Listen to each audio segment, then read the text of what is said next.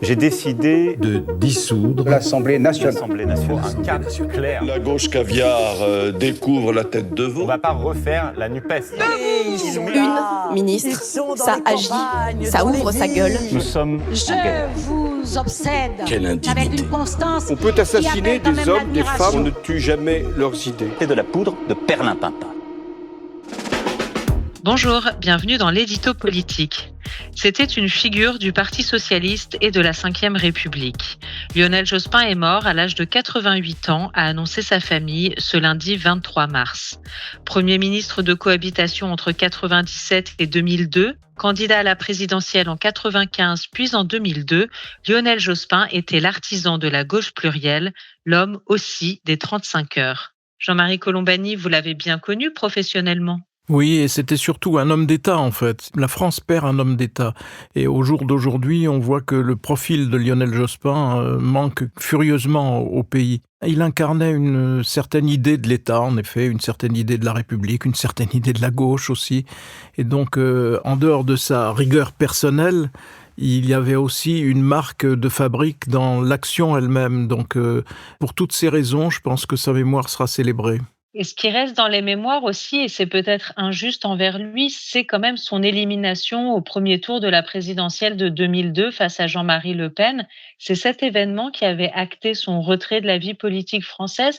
Est-ce que c'est cet événement aussi qui a marqué la fin d'une époque, une sorte de basculement ? Oui, en tout cas, c'est le début de la fin, si on peut dire, parce qu'aujourd'hui, quand on voit le résultat, en effet, du Rassemblement national dans un certain nombre de villes moyennes, en France, en nombre, quelques 60 ou 70 villes passent au RN, et qu'on se souvient du choc, de l'émotion qu'avait suscité l'élimination de Lionel Jospin à l'issue du premier tour de l'élection présidentielle et la qualification pour le second tour de Jean-Marie Le Pen, on voit que le temps a passé et pas nécessairement dans le bon sens. En fait, il y a plusieurs périodes dans la vie politique de Lionel Jospin. La première période est une période où il est un homme de parti, totalement dévoué à François Mitterrand, qui en fait son premier secrétaire. C'est-à-dire que quand François Mitterrand est élu président de la République, il passe le flambeau de la direction du parti à Lionel Jospin, qui va être devant une tâche difficile, mais qui peut rappeler aussi des débats que la gauche a encore sur son dos. Et il est en charge de faire avaler aux troupes socialistes, au Parti socialiste et à l'opinion des gens qui votent socialistes, le tournant de la rigueur. C'est-à-dire qu'après les 2 années flamboyantes, 81, 82, 83, du nouveau gouvernement d'union de la gauche, eh bien, l'addition se prépare et se paye par une cure d'austérité que les socialistes appelleront la rigueur.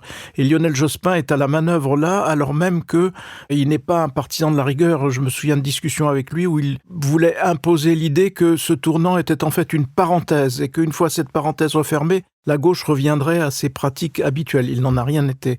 Ensuite, il a cette brillante campagne de 1997 qui le voit gagner les élections législatives et devenir un Premier ministre de cohabitation avec Jacques Chirac. Premier ministre de cohabitation où il va imprimer un certain nombre de réformes dont la plus connue sont en effet les 35 heures. Et donc là, il y a une période aussi très positive pour lui parce que d'abord il se révèle être un excellent chef de gouvernement. Il a constitué pour soutenir ce gouvernement une coalition que l'on appelle la gauche plurielle, c'est-à-dire la gauche représentée dans sa diversité et avec sous l'autorité une autorité à la fois naturelle et très ferme de Lionel Jospin, entouré de ce que l'on appellera la Dream Team, c'est-à-dire de ministres qui au fond participent à la qualification de cette période extrêmement positive du point de vue du Parti socialiste, de la gauche, mais aussi du point de vue du pays, qui pourtant restera comme la réforme des 35 heures. C'est ce qui va surtout peser à la fois en positif et pour une autre partie de l'opinion en négatif dans le bilan de Lionel Jospin. Et puis ensuite, il y a la période qui s'ouvre avec cette campagne présidentielle. Une autre grande réforme qu'on peut mettre au crédit de Lionel Jospin, c'est celle du PACS. Oui, c'est la partie, j'allais dire, sociétale de l'approche de Lionel Jospin. À droite, on lui a beaucoup reproché d'avoir négligé la sécurité.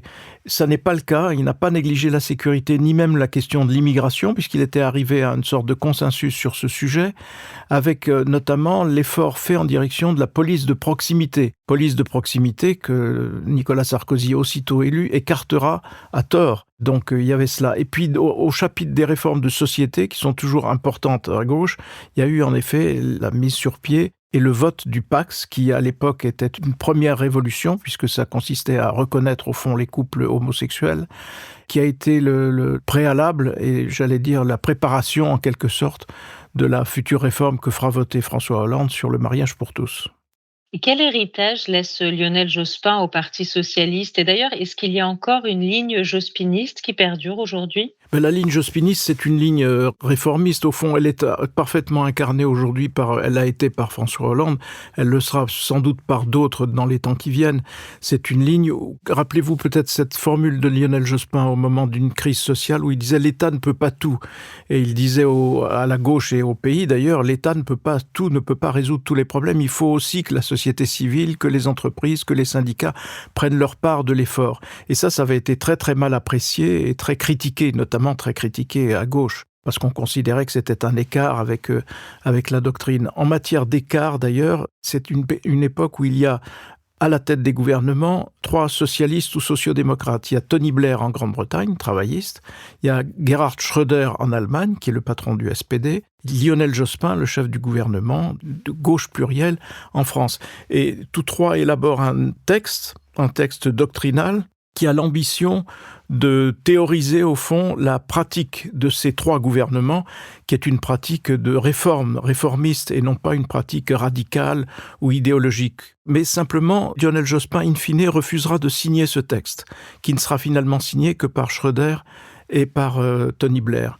On voit bien que Lionel Jospin est toujours réfractaire à l'idée d'un tournant idéologique trop marqué pour le Parti socialiste, ce qui fera dire à un certain nombre de gens qu'il était vraiment de gauche. Les 2 autres aussi, dans leur propre pays, étaient de gauche. Mais être de gauche, c'était aussi à l'époque, et ça l'est resté en bonne partie aujourd'hui, au fond, refuser une certaine forme de réformisme pour s'engager dans quelque chose qui tient davantage à la doctrine socialiste. Lionel Jospin avait à la fois pratiqué le réformisme, et pratiqué très fortement, et en même temps refusait de théoriser cette pratique pour qu'il puisse continuer à être dit qu'il incarnait la gauche. Voilà aussi une des caractéristiques de Lionel Jospin.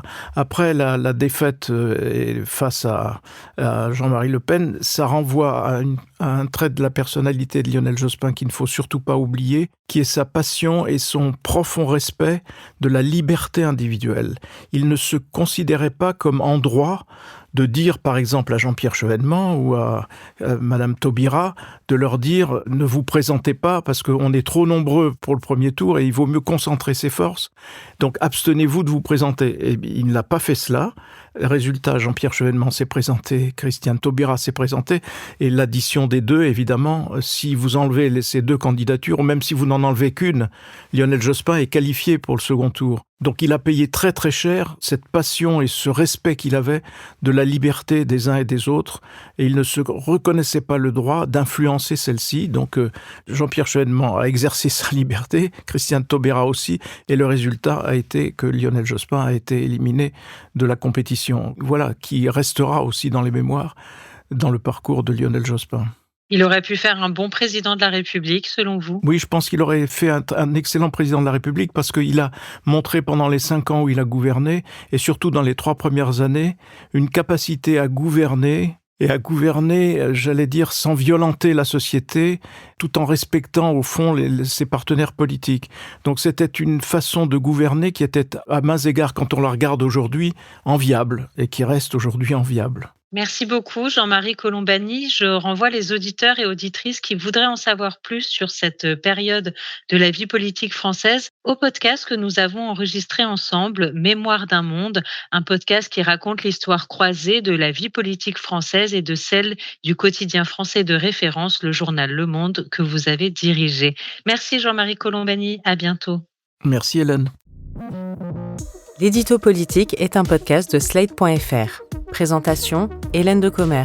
Prise de son, montage et réalisation, Aurélie Rodriguez.